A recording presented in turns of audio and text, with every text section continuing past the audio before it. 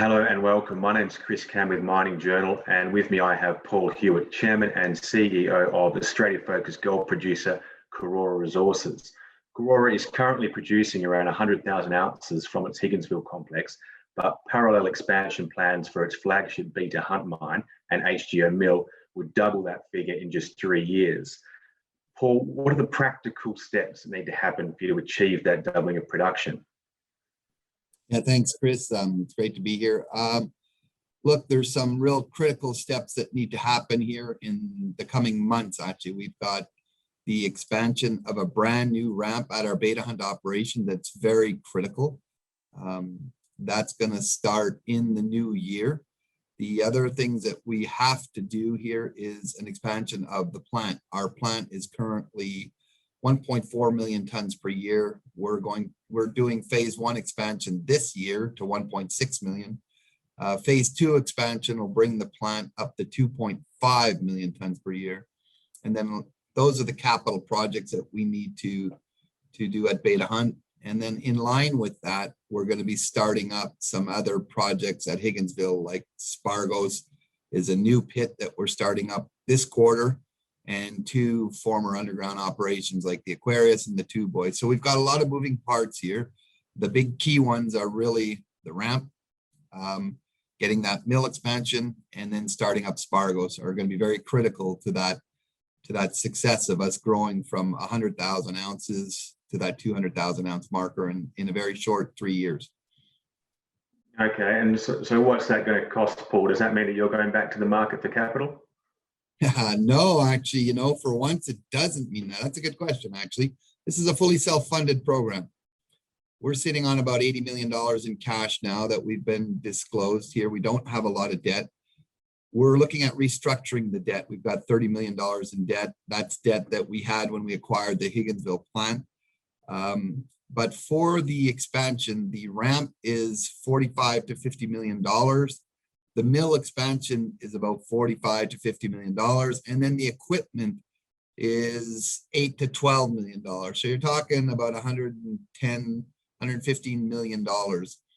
In the program that we put out, there's more dollars in that. It's including sustaining capital that would have had to be done whether or not we did the full expansion. So what's exciting about this opportunity for our shareholders is that we don't have to go to market. We are not going to rely on the market. We're fully funded from the cash we have on hand, plus the cash we're going to generate in the next coming years. So it's quite exciting to have this opportunity in front of ourselves for our shareholders.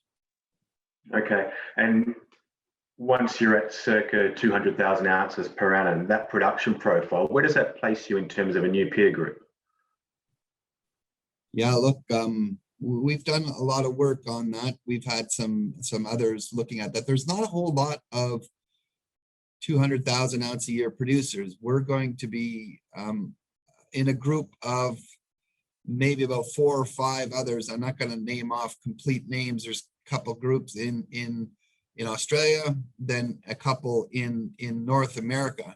More importantly, when you look at their size in market cap and not production, they're all double, or some of them are even $1.9 million. So 200 to 250,000 ounce producers are sitting a market cap from a 1.2 to 1.6 billion dollar range.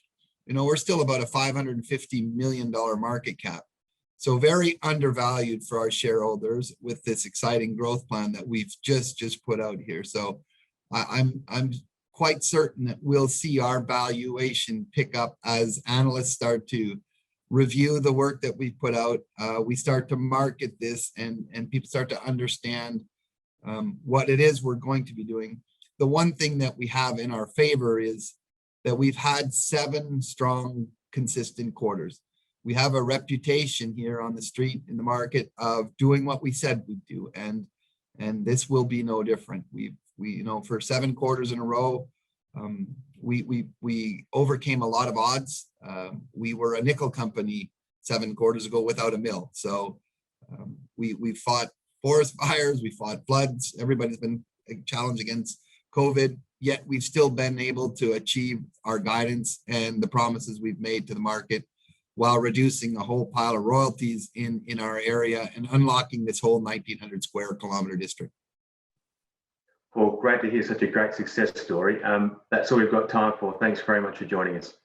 All right, Chris, all the best.